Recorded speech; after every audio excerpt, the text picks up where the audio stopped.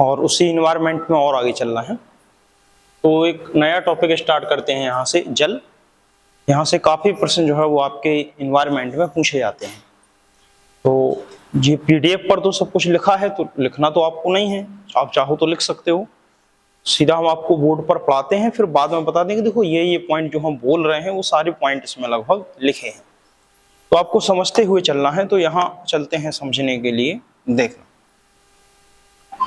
सबसे पहले अगर बात कहें कि आखिर जल क्या है या जल के बारे में क्या बताया गया है, तो आप भी जानते हो कि जल जो है वो एक प्रकार से प्राकृतिक संपदा है। प्राकृतिक संपदा का मतलब प्रकृति प्रदत्त है। इस टॉपिक से काफी प्रश्न आते हैं, तो थोड़ा जल को अच्छे से पढ़ लेते हैं। अगर देखें तो जल जो है वो प्राकृतिक संपदा के रूप में जो है वो जाना जाता है। तो फिर जो प्रश्न बनते हैं वो क्या बनते हैं, तो ये पूछा जाता है कि आखिर पृथ्वी पर कहां कहां जो है वो आपकी जल की उपलब्धता है और लगभग कितने % जो है जल जो है वो आपका पाया जाता है। तो अगर देखें पूरे पृथ्वी के भूभाग की अगर बात करेंगे कि ये मान लेंगे कि ये सपोज दैट आपकी पृथ्वी है, इस पर अगर देखें आप तो आप भी जानते हो कि आपका जो पृथ्वी जो बटा हुआ है वो 2 भागों में बटा हुआ है। यहां से लेके यहां तक जो है वो आपका बटेगा, तो ये आपका 29% भाग है, केवल इतने पर ही आपका क्या है, जल है। बाकी का जो रहेगा, यानी कि आपका 29% पर जल ना माने आप, स्थल माने, यानी कि 29% हिस्से पर जो है वो आपका क्या है, स्थल है। जबकि आपका बाकी का जो 71% बचा हुआ है, इस 71% पर जो है वो आपका क्या है, जल है। तो फिर तो समस्या होनी ही नहीं चाहिए, क्योंकि पूरे पृथ्वी पर 71% भाग पर जो है वो आपके जल है। देखा होगा पूरे पृथ्वी के हिस्से पर जो है बड़े बड़े महासागर हैं, 5 महासागर जो है वो आपके पाए जाते हैं पृथ्वी पर, और कुछ सागर भी हैं, नदियां भी हैं। तो जल जो है वो आपका लगभग 100% में से केवल 29% ही स्थल है। स्थल का मतलब भूमि है जिस पर हम लोग निवास करते हैं। बाकी का जो 71% है वो जलमग्न है। तो फिर समस्या क्या है, फिर तो पानी की कोई समस्या होनी नहीं चाहिए। फिर भी कहा जाता है कि प्रकृति में पानी का आपको क्या करना है, जल का संरक्षण करना है, नहीं आगे आने वाले समय में बहुत ज्यादा समस्या आपको देखने को मिलेगी। तो यहाँ पर जो बात करते हैं कि जल के बारे में, वो किस प्रकार की बात कर रहे हैं जल के बारे में, वो थोड़ा समझते हैं।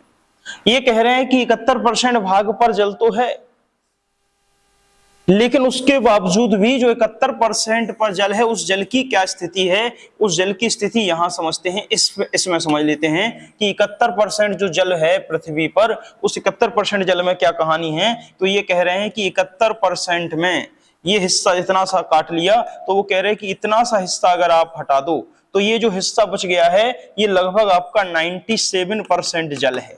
और ये जो 97%, 97% जो जल है वो आपका समुद्री जल के रूप में जो है वो आपका पाया जाता है। यानी कि ये जो जल है वो आपका समुद्री जल के रूप में पाया जाता है। यानी कि जल 71% जरूर है भूभाग पर, लेकिन उसमें भी 71% में जो जल है उसमें से 97% तो आपका समुद्री जल है, महासागरों का जल है। और ये जल जो है वो आपका क्या पाया जाता है, तो आप भी जानते हैं ये जल जो है वो आपका खारा जल के रूप में जो है वो जाना जाता है। ये खारे जल के रूप में जाना जाएगा, तो इसका प्रयोग तो हम पीने के लिए कर नहीं पाएंगे कि इसको पीने के लिए हम यूज कर पाए, क्योंकि खारा पानी है, इसको तो हम पीने के लिए यूज कर नहीं सकते। तो फिर हमारे पास जो जल सही रूप में है वो क्या है, तो वो कहते हैं इसमें भी अगर देखा जाए तो इसमें भी जो आपका ये 2.1% के रूप में जो जल पाया जाता है, ये 2.1% जल भी जो है वो ग्लेशियर के रूप में है। ग्लेशियर का मतलब है आपके हिमनद, ग्लेशियर कहें या हिमनद। अब कोई है हिमनद क्या है, मतलब ये है कि जो ग्लेशियर के रूप में है वो जमा हुआ है, बर्फ के रूप में जो है वो जमा हुआ है। लगभग 4,500-5 हजार फीट ऊंचाई पर ये आपका जल जो है वो बर्फ के रूप में जमा है, ग्लेशियर के रूप में।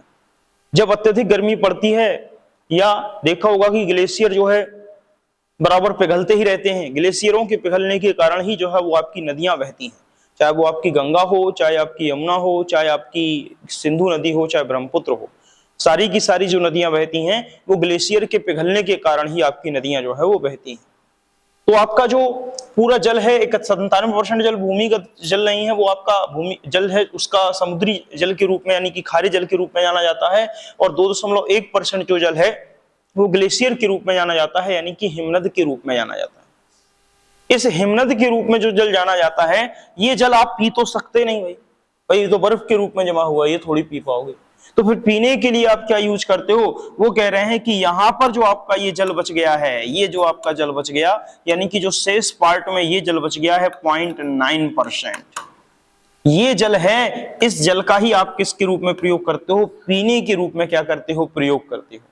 और इस जल को ही हम क्या कहते हैं? भूमिगत जल के नाम से जानते हैं, यानी कि भूमि के अंदर पाया जाने वाला जल, उसको हम भूमिगत जल कहते हैं। इसी भूमिगत जल का प्रयोग हम क्या करते हैं? पीने योग्य पानी के रूप में क्या करते हैं? करते हैं। तो यही जल जो आपका 0.9% है, इसको ही पीने योग्य पानी कहेंगे, पीने योग्य पानी कहेंगे। यही पीने योग्य पानी रहेगा। अब आप समझ लो कि जल तो इतना है, लेकिन उसमें से मात्र 0.9% जल ही जो है क्या है? पीने लायक है। तो जब इतना कम जल पीने लायक होगा तो निश्चित सी बात है कि आपकी समस्या तो होगी। और यह भी जमीन के अंदर ही पाया जाता, कहीं कहीं तो हिस्सा ऐसा है जहां पर जल पाया ही नहीं जाएगा। आपने देखा हो कि भारत की स्ट्रक्चर, तो ये भारत की स्ट्रक्चर के बारे में अगर आप जानते हो तो ये रहा भारत का स्ट्रक्चर। इस भारत के स्ट्रक्चर की कहानी भी बड़ी विचित्र है। ये अगर देखा जाए तो इस प्रकार से जो है वो आपका भारत जो है वो बनता है। इस भारत में अगर देखें तो ये वाला हिस्सा जो है, ये वाला हिस्सा यहां से यहां तक, देखना यहां से यहां तक का जो भाग है, ये वाला भाग, ये अधिकतर भाग जो है वो आपका एक प्रकार से जो है वो प्रायद्वीपीय भारत के रूप में जाना जाता है, यानी कि ये प्रायद्वीपीय भारत का हिस्सा है। और प्रायद्वीपीय भारत का हिस्सा होने के कारण यहाँ पर अत्यधिक जो है वो चट्टानी भाग पाए गए हैं, आग्नेय की चट्टानें अधिक पाई गई हैं। यहाँ पर जल की उपलब्धता कम है, यानी कि जल जो है वो बहुत ही कम मात्रा में मिलता है। क्यों? क्योंकि यहाँ पर उत्तर भारत की अगर बात करें तो अपना उत्तर भारत जो है वो ये ऊपर है। इस उत्तर भारत की कहानी थोड़ी सी अलग है। ये आपका ऊपर तक जाओगे इस प्रकार से जो है वो आपका, ये आपका जो है वो इस प्रकार से जो है वो आपका, ये आपका पूरा उत्तर। तो उत्तर भारत की अगर आप हैं यहाँ पर, तो यहाँ पर तो चूंकि पहले हिस्सा था ही नहीं। अब इतिहास, चूंकि भूगोल थोड़ी बहुत अपन पढ़ते हैं, हमने शायद पढ़ाया भी है, तो ये जो हिस्सा है यहाँ पर पहले नदियां हुआ करती थी, महासागर हुआ करते थे। ये नदियां ऊपर से चलती थी हिमालय से, और इस महासागर में क्या करती थी? ये गिरती थी। लेकिन धीरे धीरे नदियों के द्वारा लाया गया मलबा अवक्षेप लाया गया, और इस हिस्से को क्या कर दिया गया? पूरा पाट दिया गया उत्तर भारत को, जहां पर अपन लोग निवास कर रहे हैं। तो जब ये हिस्सा पूरा पाट दिया गया तो नीचे का हिस्सा जो है वो आपका क्या है? मृदा से बना हुआ है, अवसाद से बना हुआ है नदियों के द्वारा। इसलिए ये क्षेत्र उपजाऊ भी है, और आराम से इस क्षेत्र में आप क्या कर सकते हो? जल आराम से क्या कर सकते हो? निकाल सकते हो, क्योंकि नदियां जो है वो ऊपर से बह रही हैं, तो कहीं ना कहीं नदियां नीचे भी आपकी क्या करेंगी? गमन करेंगी। तो वहां पर आपको जल क्या मिल जाएगा? मिल जाएगा। 50-55 फीट के नीचे आपको क्या हो जाएगा? पानी की उपलब्धता जो है वो हो जाती है। बात समझ पाए? तो इसलिए जल यहां पर आसान है, लेकिन उसकी अपेक्षा जहां पर पठारी भाग होगा, आप चले ही जाओ नीचे तक छेद करते हुए, आपको चट्टान ही चट्टान मिलने वाली है। जब नीचे चट्टान ही चट्टान है तो पानी मिलेगा कहां से?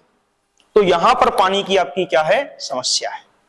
आप समझ रहे हैं कि कहां पानी की समस्या है? अपने यहां पर भी आपने देखा होगा कुछ कुछ हिस्सों में पानी नहीं मिलता है, वहां पर बोरिंग नहीं होती है।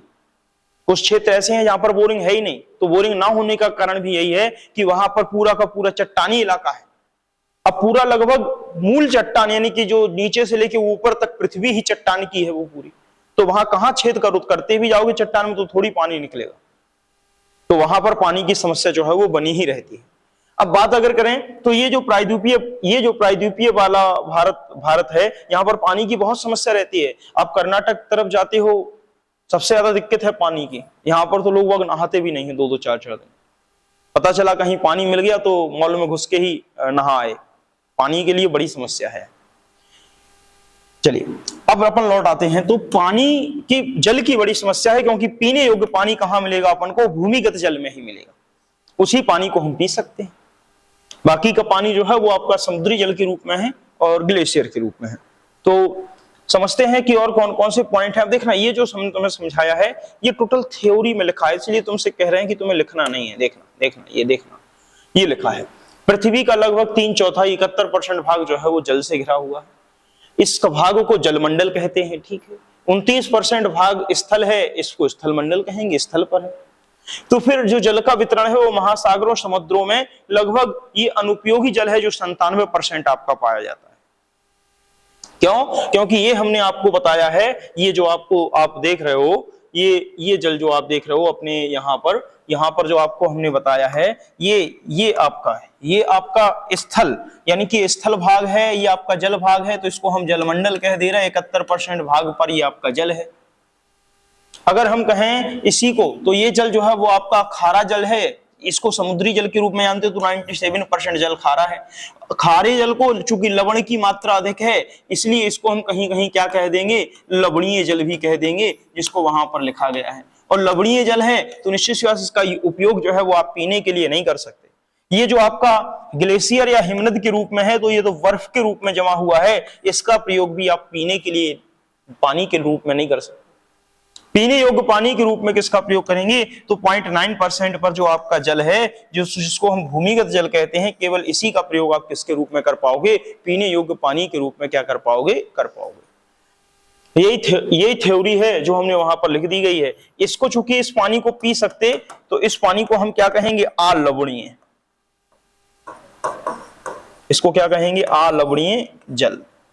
ध्यान रखना, ये आपका जो है वो लवणीय जल है, खारा जल होता है, समुद्र में पाया जाता है, ये पीने योग्य पानी है, इसमें लवण की मात्रा कम रहती है, इसलिए इसको अलवणीय जल कहते हैं।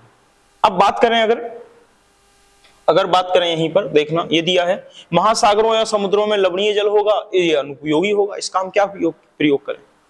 हाँ, बर्फ के रूप में है, अलवणीय है, वो जरूर लवणीय नहीं है, खारा नहीं है, लेकिन अलवणीय है, लेकिन वो भी हमारे अनुपयोगी है, क्योंकि उसका भी कोई उपयोग नहीं कर सकते। फिर उसके बाद अगर कहे भूमिगत जल जो नदियों और झीलों के रूप में पाया जाता है, उसका हम कुछ हद तक क्या कर सकते, उपयोग कर सकते। नदियों का जल हम पीने के लिए ले लेते हैं, साथ में भूमिगत जल का प्रयोग भी हम ले लेते हैं, झीलों से भी पानी हम क्या कर लेते हैं, उपभोग कर लेते हैं। तो ये केवल लगभग इसमें 1% दिया है, 0.9%, 1% ही होगा, लेकिन एक्यूरेट अगर कहें तो 0.9%।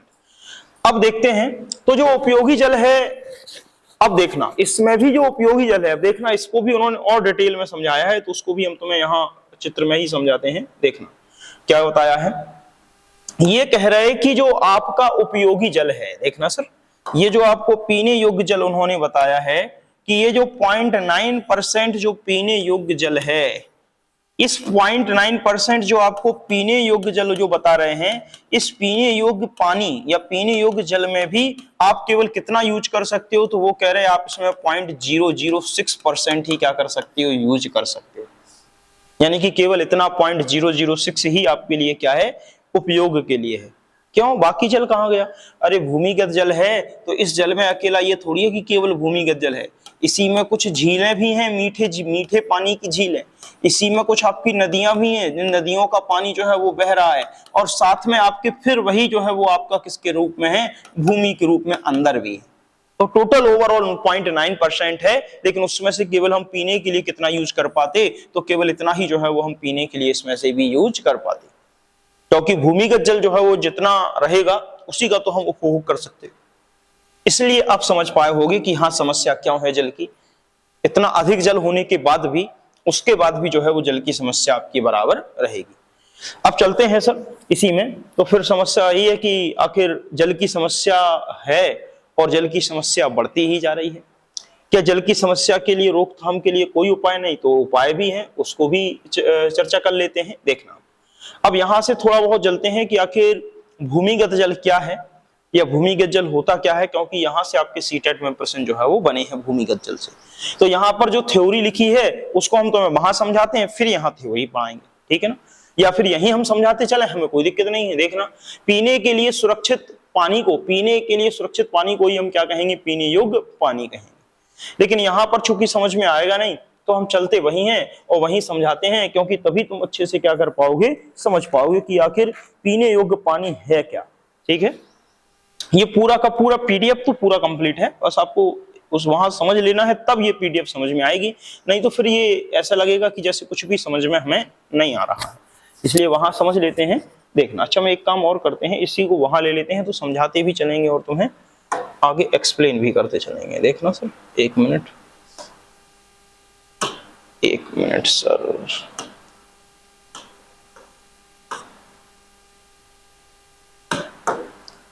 देख लो, इतना तो दिख ही रहा होगा।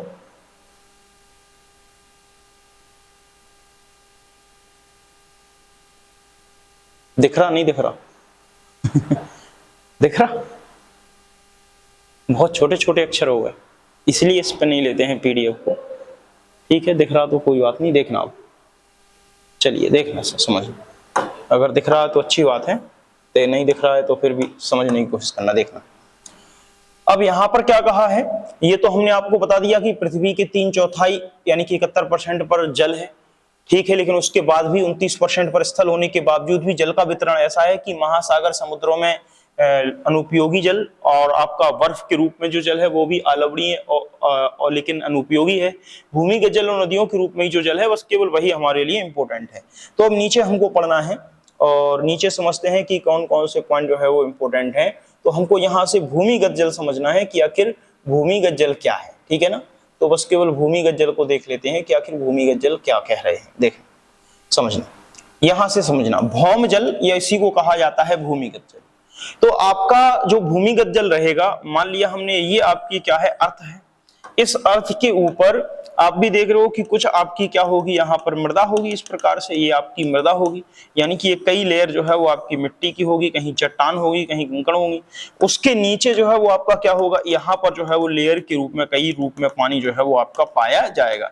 जरूरी नहीं कि हर जगह हो, कहीं पर पानी अधिक गहराई पर भी होगा, कहीं पर पानी जो है वो आपका क्या होगा, अधिक उथला होगा। इसी को हम किस रूप में जानेंगे, भूमिगत जल के रूप में जानेंगे। तो यहाँ लिखा भी है कि भूमिगत जल किसे कहेंगे, तो जमीन के अंदर या भूमि के अंदर, भूमि के अंदर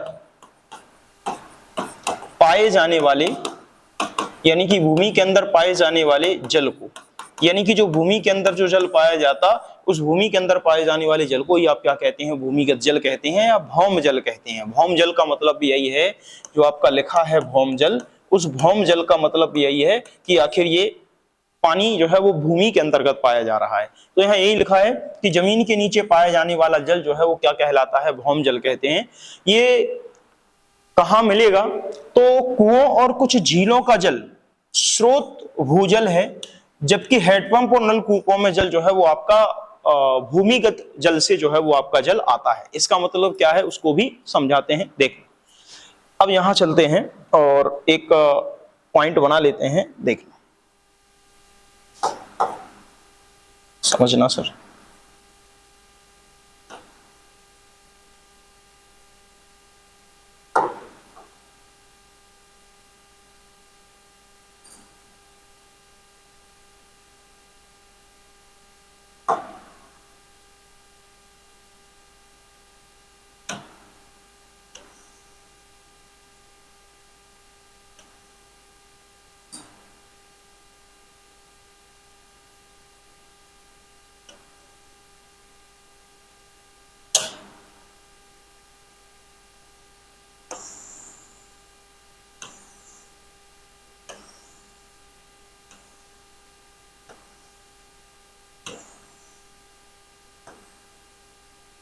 ये मान लिया कि ये भूमिगत जल है, ठीक है।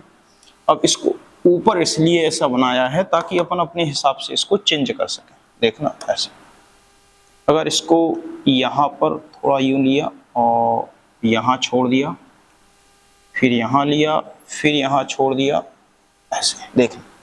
तो यहाँ पर मान लिया कि ये हमने हेडपंप लगा दिया, ठीक है, ये हेडपंप लगा दिया, ठीक है। और यहाँ पर हेडपंप से हम क्या कर रहे हैं, सीधा पानी बाहर निकाल रहे हैं, ठीक है। चलिए, और यहाँ पर अगर हम कहें तो हमने इसी में एक तालाब बना दिया, लोहे, यहाँ पर क्या बना दिया, तालाब बना दिया, समझते चलना। फिर हम कहें यहीं पर हमने एक कुआं भी बना दिया,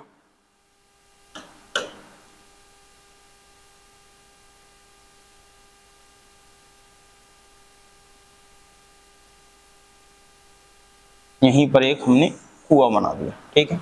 तीन चीजें बना दी, देखना, कुआं बना दिया, तालाब बना दिया और ये आपका नलकूप बना दिया, ठीक है ना, बोरिंग जिसको आप कहते हैं। देखना, अब इस पीडीएफ को भी समझते चलना है और इनको भी समझना है। ये पीडीएफ कह रही है कि जमीन के नीचे पाया जाने वाला जल भूमिगत जल कहा जाता है। साथ में कुओं और कुछ झीलों का जल जो है वो झीलों के जल का जो स्रोत है वो भूमिगत जल है। जबकि हेडपंप या नलकूपों में भी जो जल है वो कहां से आता है, तो भूमिगत जल से आता है। अब देखना यहाँ पर तीनों चित्र बना लिए। ये आपका जो है वो एक प्रकार से कुआं है, ये जो है वो आपकी क्या है, झील है, और ये जो है वो आपका क्या है, नलकूप है। नलकूप को हम कहीं कहीं बोरिंग भी कहेंगे, कहीं कहीं मोटर पंप भी कहेंगे। तो ये सब नाम जो है वो प्रचलित रहेंगे। समरसेबल हुआ, मोटर पंप हुआ, नलकूप हुआ, बोरिंग हुआ, इनको कहेंगे। आप देख रहे हो कि सबसे अधिक गहराई तक कौन जाएगा, तो नल का ही पाइप सबसे अधिक गहराई तक जाता है। अगर आप देखो तो नल का पाइप अधिक गहराई तक जाता है। दूसरी तरफ झीलें तो कम गहरी होती हैं। आप नलकूप को अधिक गहराई तक रख सकते हो, उतना गहरा आपका कुआं भी नहीं होगा। यानी कि जितना गहरा हम नलकूप कर सकते हैं उतना गहरा कुआं भी नहीं होगा, कुआं करने में परेशानी होगी। तो सबसे अधिक गहराई पर जो है वो आपकी क्या रहती है, बोरिंग रहती है। यानी कि कितनी भी अधिक गहराई से हम चाहें तो कितनी भी अधिक गहराई से क्या कर सकते हैं, पानी को क्या कर सकते हैं, निकाल सकते हैं।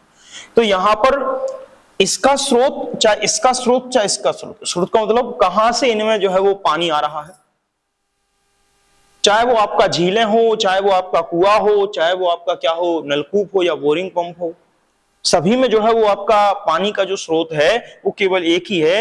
ये आपका भूमि के अंतर्गत पाया जाने वाला भूमिगत जल जो है वो आपका क्या होगा, पानी का स्रोत होगा। यहीं से पानी जो है वो तीनों जगह पहुंचेगा। अब चूंकि पहले के समय में चूंकि नलकूप इतने नहीं थे, सबसे जो है वो आपके क्या थी, या तो झीलें कहीं पर बना दी जाती थी, या कहीं पर आपकी झीलों की जगह पर और बेहतर ऑप्शन मिले तो तालाब कह लेना, तालाब और अच्छा लगेगा। तालाब अधिकतर बना दिए जाते थे, झील कम, झील चूंकि नहीं, तालाब ज्यादा गांव में बना दिए जाते थे पानी के लिए। बरसात का पानी उसमें भर जाता था। और कुएं भी सबसे अधिक मिलते थे देखने को। तो कुएं और तालाब जो सबसे अधिक मिलते थे, तो इनका स्रोत भी तो आपका यही भूमिगत जल है। अब अगर ये दोनों भूमिगत स्रोत हैं, जल से ही भूमिगत जल से ही ये जल क्या करा रहे हैं, मानव जीवन को उपलब्ध करा रहे हैं, यह भी भूमिगत जल से ही जल जो है मानव जीवन को उपलब्ध करा रहा है। लेकिन इन दोनों में विशेषता क्या है, इन दोनों में अंतर क्या है, तो ये झील हुआ या ये तालाब हुआ, ये आपका कुआं हुआ, ये जल को, भूमिगत जल को ऊपर भी निकालेगा। लेकिन जरूरत पड़ने पर जब बरसात का समय आएगा तो कुएं में पानी बरसेगा, तो पानी जो है वो कुएं के पास भी बरसेगा। आसपास की मृदा इसकी क्या है, लगभग कच्ची है, कुएं के अंदर भी पानी भर जाएगा। तो एक प्रकार से जो है वो ये भूमिगत जल को संरक्षित करने का, भूमिगत जल को स्टोर करने का भी क्या करेगा, काम करेगा। और तालाब तो चूंकि खुला हुआ है, कितना भी पानी बरसात का रहेगा वो भर जाएगा। तो तालाब भी जो है वो एक प्रकार से भूमिगत जल को क्या करेगा, भूमिगत जल के स्तर को बढ़ाने का काम करेगा। साथ में अगर यहां पर हेडपंप की बात कहें, हमने घर पर बोरिंग करवा ली है, हेडपंप लगवा लिया, मोटर पंप लगवा ली, अब हम इसका जब जरूरत पड़ रही है भूमिगत जल जो है यूज कर ले रहे हैं निकाल के। लेकिन क्या ये हेडपंप भूमिगत जल स्तर को बढ़ाने में मदद कर रहा है, तो नहीं। क्यों? क्योंकि इसके आसपास की जमीन तो पक्की है, क्योंकि इसको तो हमने घर के अंदर ही बंद कर लिया है, या सड़क पर भी कहीं लगा है तो उसके चारों तरफ के हिस्से को हमने क्या कर दिया है, पैक कर दिया है, सीमेंट से सीमेंट्रीकरण कर दिया है, कंक्रीटीकरण कर दिया है। तो जब भूमि को आप सीमेंट से पक्का कर दोगे तो फिर वह मृदा, वह भूमि जल का क्या नहीं करेगी, अवशोषण नहीं करेगी। और जब जल का अवशोषण नहीं करेगी तो निश्चित सी बात है कि यहां पर जो है वो जल का स्तर जो है वो आपका नहीं बढ़ पाएगा। तो पहले जब शुरुआत थी उस टाइम पर कुओं का और तालाबों का प्रचलन अधिक था। कुएं और तालाबों के अधिक प्रचलन के कारण जितना जल का दोहन करते थे, बरसात के समय में बरसात होती थी, उतनी जल का लेवल जो है वो क्या हो जाता था, मेंटेन हो जाता था। लेकिन अब आज के समय में कुएं, तालाब और कुआं लगभग गायब ही हो गए हैं। कुएं से कोई पानी नहीं खींचता, या तो हेडपंप का यूज करेगा या फिर मोटर चलाएगा, समरसीबल या मोटर का यूज करेगा और पानी को क्या करेगा, उपभोग कर लेगा। तो जितने के जितने कुएं थे उनको पाट दिया गया, बंद कर दिया गया, तालाब भी जो है वो ना के बराबर हो गए, कहीं तालाब नहीं दिखेगा। तो जब तालाब और कुएं है नहीं, उनकी संख्या कम हो गई, तो अब जल का एकमात्र स्रोत बचा है नलकूप, कि इसके माध्यम से केवल पानी क्या किया जा रहा है, सिर्फ निकाला ही जा रहा है। जबकि इसके माध्यम से कहीं भी किसी भी प्रकार से भूमि के अंदर जल का क्या नहीं किया जा रहा है, अवशोषण नहीं किया जा रहा है। हाँ, सार्वजनिक हैंडपंप बनते हैं तो देखते हो कि बाहर पानी को खुला छोड़ देते हैं, गड्ढा कर देते हैं कि इसका पानी इसी में जो है वो आपका चला जाता रहे। कहीं कहीं देखा होगा कि मकानों में भी अब तो रेन वाटर सिस्टम की सुविधा जो है वो कर दी गई है। पूरा छत का जो पानी रहेगा वो आपकी बड़ी बड़ी सरकारी बिल्डिंगों में, स्कूलों में पूरा का पूरा रेन हार्वेस्टिंग सिस्टम जो है वो पूरा का पूरा बरसात का पानी छत पर इकट्ठा करके पाइप के माध्यम से जमीन के अंदर छोड़ दिया जाता। इसको टाका कहते हैं या शोल्डर कहते हैं। ये टाका के माध्यम से पूरा पानी जो है जमीन के अंदर छोड़ दिया जाता है ताकि भूमिगत जल का स्तर मेंटेन बना रहे। तो यहां पर ध्यान रखना कि भूमिगत जल के स्रोत तीनों हैं, लेकिन उसके बावजूद भी वर्तमान में सबसे अधिक प्रचलन नलकूपों का होने के कारण जल के दोहन में अत्यधिक वृद्धि हुई है और भूमिगत जल के अवशोषण में क्या हुई है, कमी हुई है, जिससे भूमिगत जल का जो संकट है वो आपका क्या जा रहा है, बढ़ता ही जा रहा है। अब यहां पर थोड़ा सा और पॉइंट बढ़ते हैं कि अगर कोई ये कहे कि एक बच्ची है, वो अपनी दादा या दादी से बात करती हुई कहती है कि 15 साल 20 पहले यहां पर पहले कुआं हुआ करते थे, लेकिन अब तो सारे कुएं सूख गए हैं, अब तो कुओं में पानी ही नहीं बचा है। तो सर, कुओं में पानी नहीं होने का कारण अत्यधिक प्रचलन में नलकूपों का आना, यानी कि अत्यधिक प्रचलन, अत्यधिक चलन या अत्यधिक प्रचलन में नलकूपों का आना। क्यों? क्योंकि अत्यधिक तेजी से इनका जो है वो क्या हुआ है, चलन में आना हुआ है। चलन में आने का मतलब सबसे ज्यादा इसी का प्रयोग किया जाने लगा है। अब है कोई तालाब नहीं बनवाता, कोई कुआं नहीं बनवाता, ये तो पहले कुआं बनवाते थे। और साथ में अगर हमें जरूरत होती थी तो भैया कुआं पर गए हैं तो एक बाल्टी पानी खींचने में मेहनत लगेगी, हम कोशिश करेंगे कि भैया एक बाल्टी में ही नहा धो लें। तालाब से घर तक या कुएं से घर तक पानी लाने में टाइम लगेगा। अब तो भैया घर पर ही हमारी समरसीबल है, हमने बटन दबाया और एक बटन में हमने 10 बाल्टी पानी निकाल लिया और हम 10 बाल्टी पानी से खूब नहाएंगे। मतलब यूज भी, उसका उपभोग भी करेंगे और उसका अपव्यय भी करेंगे। तो उपभोग होता है ठीक है, लेकिन अपव्यय की वजह से दोहन जो है वो अत्यधिक जो है वो क्या कर गया है, बढ़ गया है। जिस कारण से ध्यान रखना है, अत्यधिक चलन में नलकूपों के आने से या बोरिंग पंप के आने से या मोटर पंप के आने से जल के स्तर में क्या हुई है, कमी हुई है। भूमिगत जल स्तर में कमी हुई। भूमिगत जल स्तर कम होने का एक प्रमुख कारण आपका क्या रहेगा, नलकूपों की संख्या में बढ़ोतरी। चलिए, या नलकूपों का अत्यधिक प्रचलन में आना। ये बात समझ पाए कि नहीं समझ पाए? तो अब फिर पीडीएफ पर चलते हैं, चूंकि उसको धुंधला दिख रहा है, इतना मजा नहीं आ रहा पढ़ने में, यहीं पर चलते हैं। देखें, ये कह रहे हैं भूमिगत जल या भूमिगत जल क्या है, तो जमीन के नीचे पाए जाने वाले जल को भौम जल कहते हैं। कुओं और कुछ झीलों के जल का स्रोत भूजल होता है, अब भूमिगत जल होता है। हैंडपंप और नलकूपों का जल भी भूमिगत जल से ही आता है, हमने दोनों समझा है, एक ही स्रोत है भूमिगत जल। साथ में कहा है भूमि में जल का रिसाव। अच्छा, ये जरा समझ लेते हैं कि भूमि में जल का रिसाव क्या कहते हैं। देखना, ये जो आपका जो जल है, अब ऊपर जब पानी बरसता है तो इस कुएं में सपोज दैट ये पानी भर गया, इस तालाब में या झील में क्या भर गया है, पानी भर गया है। तो ये पानी जब भरेगा तो ये यहां पर ये कुएं में यहां तक जो है वो आपका पूरा पानी भर गया है। तो अगर नीचे पक्का या सीमेंटीकरण नहीं है या कंक्रीटीकरण नहीं है, यहाँ तालाब में जो है वो मृदा ही है, तो ये जो पानी होगा वो धीरे धीरे धीरे धीरे रिस रिस कर आपका क्या बैठेगा, ये जमीन के अंदर क्या है, रिस रिस कर जो है वो पानी बैठ जाएगा। हैंडपंप से तो कहीं नहीं बैठने वाला, लेकिन ये जो आपका तालाब या कुएं से रिस रिस कर पानी रिसाव के माध्यम से क्या करेगा, जमीन में बैठ जाएगा। हम यदि कहीं अभी आगे रेन हार्वेस्टिंग सिस्टम बताएंगे, टांका या शोल्डर जिसको आप कहते हैं, उस टांके में भी यही व्यवस्था होती है। पूरा एक पाइप के माध्यम से छत का पानी एक होल में छोड़ दिया जाता है, लगभग 50-60 फीट गहरे। वो 50-60 फीट गहरे होल में जब पानी छोड़ दिया जाता है, वो पानी धीरे धीरे रिस रिस कर क्या पहुंच जाता है, भूमिगत जल के रूप में जो है वो पहुंच जाता है और वो शुद्ध भी हो जाता। क्यों? क्योंकि पानी की यही विशेषता है, आप जानते हो, कई परतों से, कई लेयरों से उसको होकर गुजारा जाए तो पानी अपने आप शुद्ध हो जाता है, क्योंकि नीचे बालू है, कंकड़ है, पत्थर है, महीन महीन कण है, मृदा है। जब उनसे होके पानी आपका आगे गुजरता है, वही पानी आपका क्या हो जाता है, शुद्ध हो जाता है। आप देखते हो नदियों का पानी जो है वो चट्टानों से टकराते हुए आगे बढ़ रहा है, तो वह नल जो पानी है, चलती हुई धारा में आप पानी लेते हो, एकदम शुद्ध रहता है, आप पी सकते हो।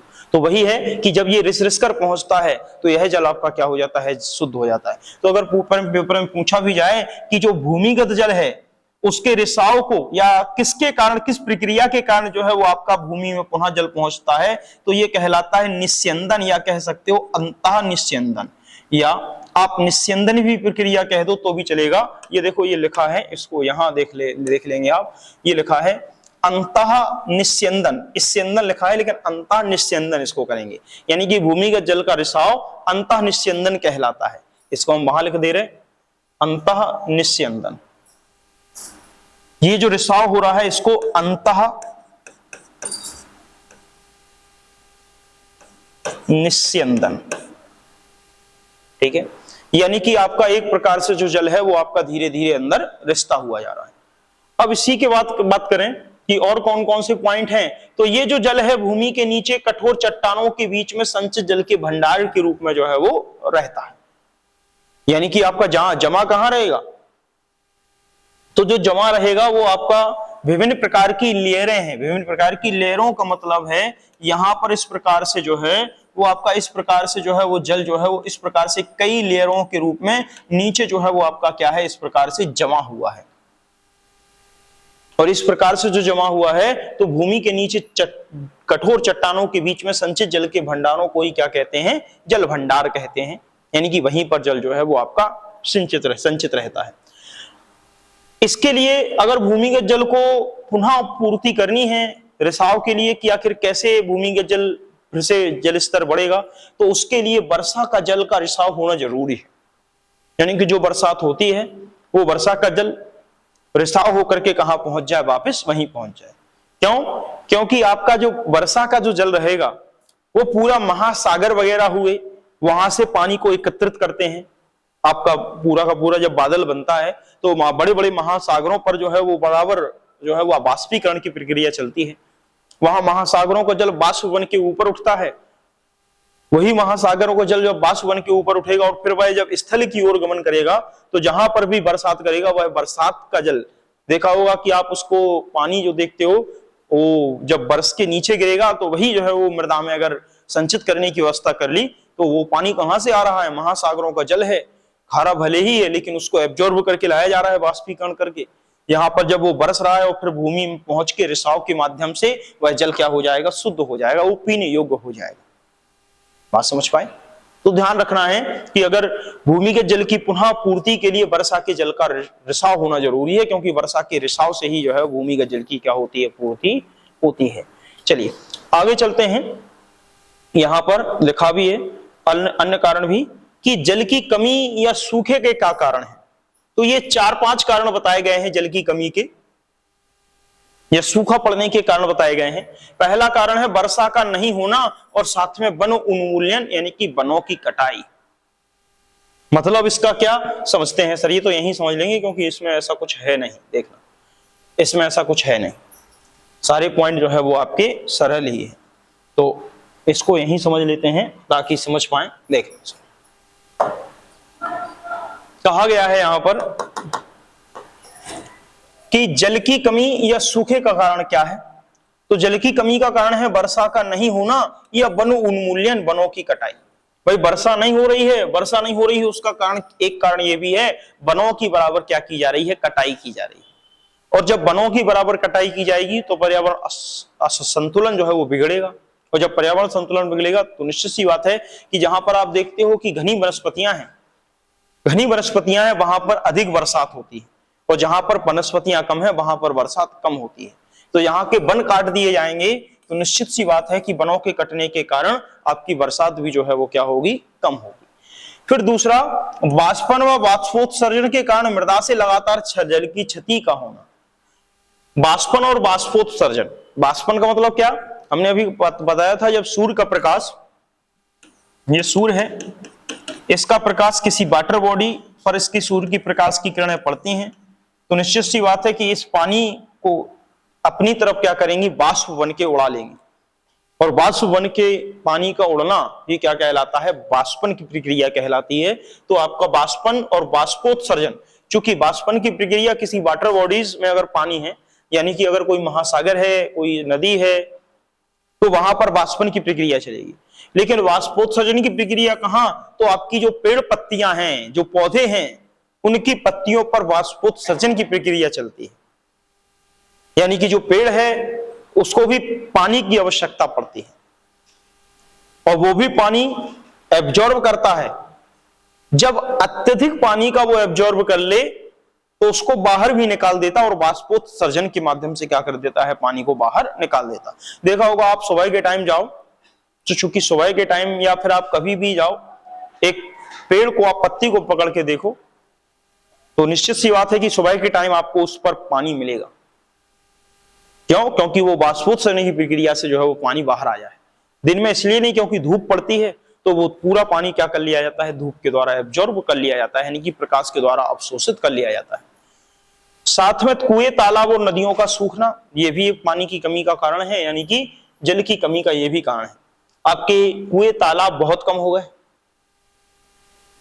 कुएं तालाब बहुत कम हो गए, साथ में नदियां भी सूख रही हैं। तो नदियां का अगर आपको आए तो नहीं, तो लेकिन ये याद रखना है कुएं व तालाब एक प्रमुख कारण है आपके जल की कमी का, भूमिगत जल की कमी का। साथ में अगर कहें बढ़ती हुई जनसंख्या के द्वारा जल का अधिक उपयोग, तो वो तो स्वाभाविक ही है। जैसे जैसे जनसंख्या बढ़ रही है वैसे वैसे जल का क्या हो रहा है, अत्यधिक उपभोग हो रहा है। साथ में अगर कहें उद्योगों में अधिक जल का उपभोग, तो आपका जो उद्योग है, जो फैक्ट्री है, वहां पर भी जल का क्या किया जा रहा है, बड़े पैमाने पर उपयोग किया जा रहा है। बड़ी बड़ी मशीनों को, बड़े बड़े कल कारखानों में, बड़े बड़े मशीनों के लिए जल की आवश्यकता बहुत अधिक पड़ती है। कोई भी उद्योग चलता है तो बिना जल के संभव नहीं, तो यहाँ पर भी बहुत अधिक जल की आवश्यकता पड़ती है। तो इस कारण से आपकी जो है वो निश्चित भूमिगत जल में क्या हो रही है, कमी हो रही है। तो ये जल के कम या सूखे होने के कारण है, ये भी एक कारण है। जमीन के अंदर पानी विद्युत मोटर की सहायता से उपयोग में ले लिया जाता है, ये बिल्कुल सही बात है। जमीन के अंदर हमने आपको चित्र भी दिखाया कि पानी को बहुत तेजी से विद्युत मोटर या पंप से क्या कर लिया जाता है, खींच लिया जाता है, जिस कारण से जल स्तर में क्या आ रही है, कमी आ रही है। दूसरा कह रहा है पेड़ों और पार्कों की जमीन को सीमेंट से ढक दिया गया। देखा आपने हर जगह, अब आज के समय में हर जगह जो है वो सीमेंटीकरण हो गया। सीमेंटीकरण का मतलब है जो आपके पार्क थे, पेड़ थे, उनके आसपास की मृदा को क्या कर दिया गया, सीमेंट से ढक दिया गया। और सीमेंट से ढक दिया गया, जो बरसात का पानी है वो सीमेंटीकरण है, तो पानी मृदा के अंदर तो बैठेगा नहीं, जमीन के अंदर जाएगा नहीं, वो सीमेंट पर पड़ के इधर उधर क्या कर जाएगा, बह जाएगा, नालियों के माध्यम से जो है वो बाहर चला जाएगा। पहले आपके कच्चे ही जमीन हुआ करती थी, पेड़ अधिक हुआ करते थे, तो पेड़ तो सर मृदा में ही रहेंगे। अब उन पेड़ों को क्या कर दिया है, पार्कों की जो जमीन थी, पेड़ों की जमीन थी, उसको पूर्णतः ढक दिया है। भैया एकदम हमें साफ सफाई चाहिए, जिस कारण से जल स्तर में क्या आई है, कमी आई है। बारिश का पानी लंबे समय तक इकट्ठा करने के लिए झीलों की संख्या बहुत ही कम है। यानी कि बारिश का पानी अगर आपको इकट्ठा करना है तो उसके लिए पहले के जो राजा महाराजा थे वो बड़ी बड़ी झीलों का निर्माण करवाते थे। पता चला उन्होंने जितना गांव है उससे बड़े में तो झील खुदवा रखे हैं, ताकि बरसात का पूरा पानी इकट्ठा हो जाए, ताकि ये गांव वाले पूरे जीवन भर पूरे साल भर इसी झील के पानी का, इसी तालाब के पानी का क्या कर सके, उपभोग कर सके। और अब जब तालाब या झील में पानी रहेगा तो तालाब या झील का पानी जो है वो भूमिगत जल को क्या करता है, नीचे नीचे अंतःनिस्यंदन की प्रक्रिया से रिसाव के कारण भूमिगत जल के स्तर में क्या करता है, वृद्धि करता है। बात समझ पाए कि नहीं? तो ये याद रखना है सर। अब यहां पर कुछ पॉइंट ये भी याद रखेंगे कि प्राकृतिक जल के स्रोत क्या हैं। तो प्राकृतिक जल के ये 4 स्रोत आपको बताना है, ये चारों की चर्चा फिर हम कल आगे बढ़ाएंगे यहीं से। प्राकृतिक जल के जो स्रोत हैं, कुआं है, बावड़ी है, तालाब है और पोखर है। ये चारों के चारों जो है वो प्राकृतिक जल के क्या है, स्रोत है। कुआं भी प्राकृतिक जल का स्रोत है, प्राकृतिक पेयजल। बावड़ी या बावड़ियां भी हैं, अभी कल बताएंगे क्या इसको स्टेप वेल कहते हैं, सीढ़ीदार कुआं। तालाब भी है और पोखर भी है। तो इनकी चर्चा अपन कल करेंगे डिटेल में, क्योंकि कुआं के बारे में भी पढ़ना है, फिर पोखर के बावड़ियों के बारे में भी पढ़ना है, तालाब के बारे में, सबके बारे में, ठीक है।